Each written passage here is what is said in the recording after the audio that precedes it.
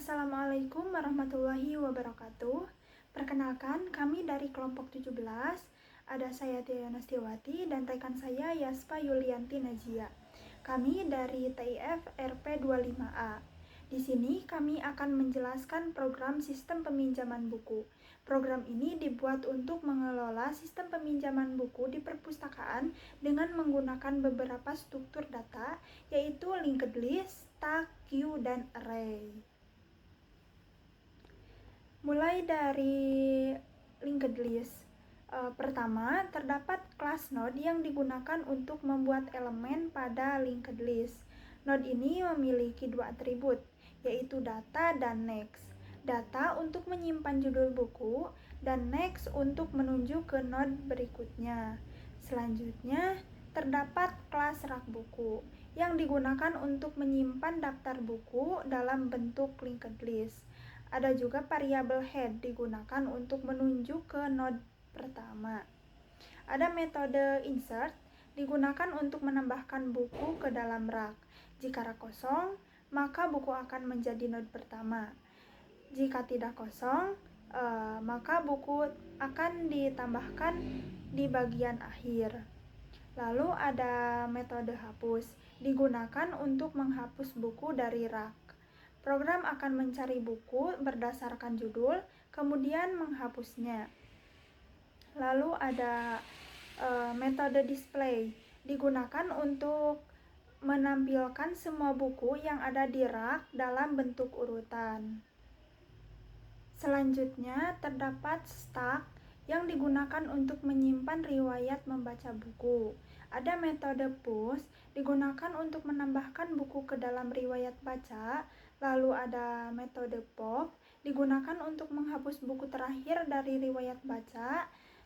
Selanjutnya ada metode pick, digunakan untuk melihat buku terakhir yang dibaca tanpa menghapusnya. Lalu yang terakhir ada metode isEmpty, itu untuk mengecek apakah data kosong atau tidak. Baik, selanjutnya akan dilanjut oleh rekan saya. Saya akan melanjutkan demonstrasi mengenai sistem manajemen perpustakaan. Langsung saja, saya punya kelas antrean pinjam, di mana kelas ini mengimplementasikan struktur data Quiwi yang memiliki prinsip first in first out, di mana data atau elemen yang pertama kali masuk, dia juga yang akan pertama kali keluar.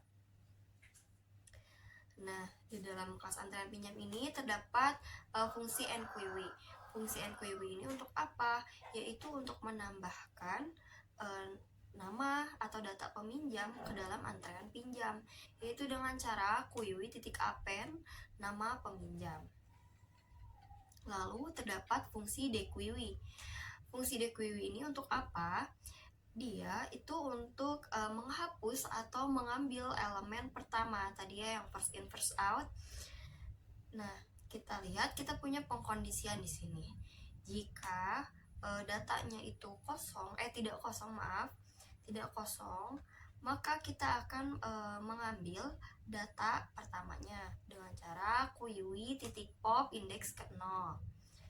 Nah, untuk apa sih dalam sistem manajemen perpustakaan ini? Yaitu untuk dilayani pertama gitu.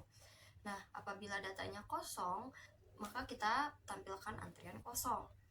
Nah, di sini terdapat fungsi isEmpty, yaitu untuk melihat banyaknya data, jumlah data, yaitu menggunakan len.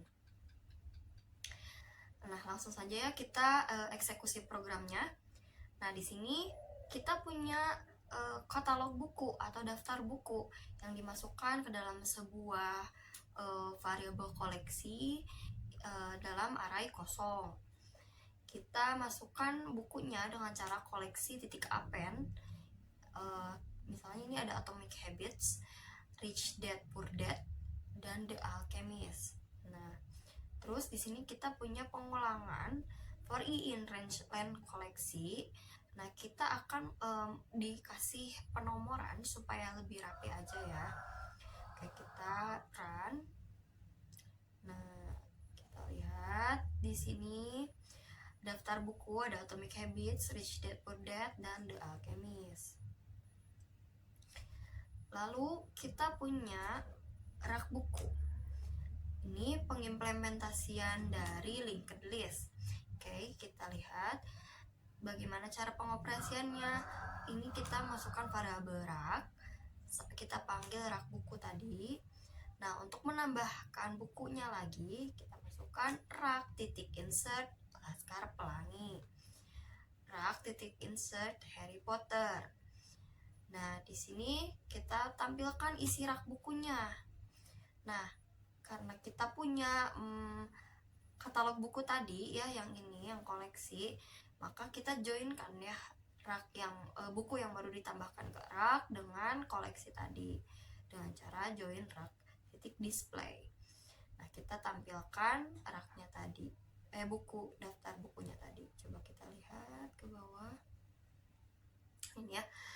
Buku Laskar Pelangi dimasukkan ke rak, buku Harry Potter dimasukkan ke rak. Isi rak buku sekarang ada Laskar Pelangi, Harry Potter, dan daftar buku tadi ada Atomic Habits, Rich Dad Poor Dad, dan The Alchemist. Bagaimana kalau kita ubah? Tinggal kita ubah saja. Misalnya pulang. Nah, kita lihat. Nah, di sini ada pulang, ada Harry Potter.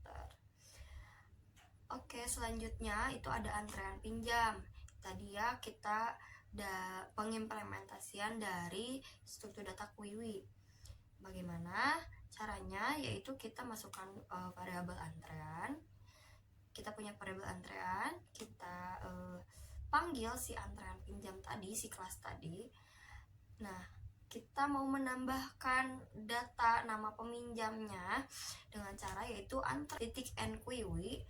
Kita tambahkan Rosma di sini, dan antrean.nquiwi kita tambahkan Cinta di sini. Dan di sini kita punya antrean dequiwi yaitu untuk menghapus. Nah, kita lihat hasilnya nih. Antrean pinjam, Rosma masuk ke antrean pinjam, Cinta masuk ke antrean pinjam. Melayani peminjaman Rosma. Nah, ini yang mana? Ini yang dequiwi.